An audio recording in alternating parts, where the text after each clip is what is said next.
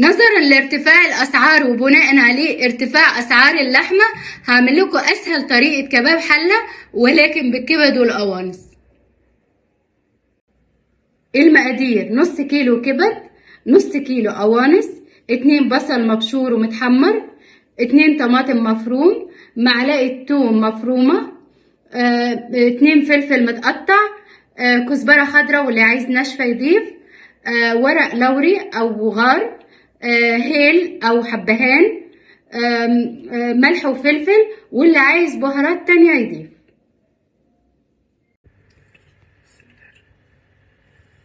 هنبدأ بسم الله. انا هشتغل بزيت الزيتون، انتوا حابين تشتغلوا باي مادة دهنية تانية، سمنة، زبدة، اي نوع زيت تحبوه، ولكن زيت الزيتون نوعين، نوع اصفر ونوع اخضر.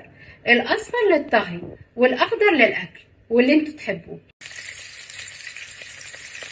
انا بحب ادي صدمة لاي نوع لحوم الاول.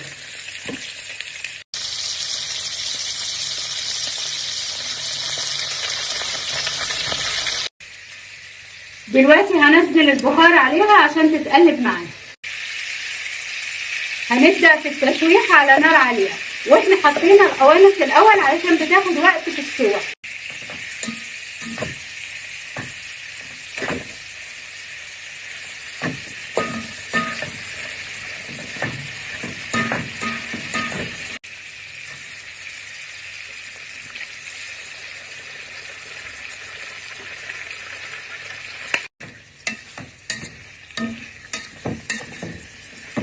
حطينا الكبد على القوانص علشان نبدأ نحط الإضافات التانية ونوطي النار.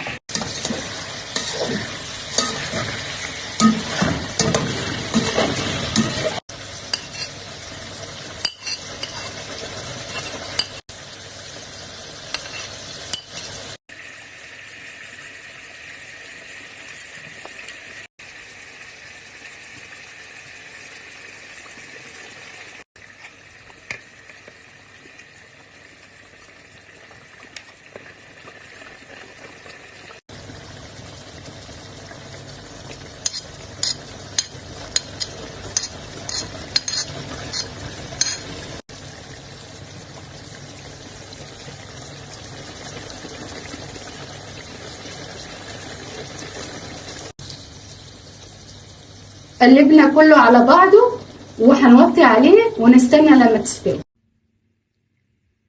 الشكل النهائي للكبد والقوانص بعد ما استوت. اتمنى تعجبكم.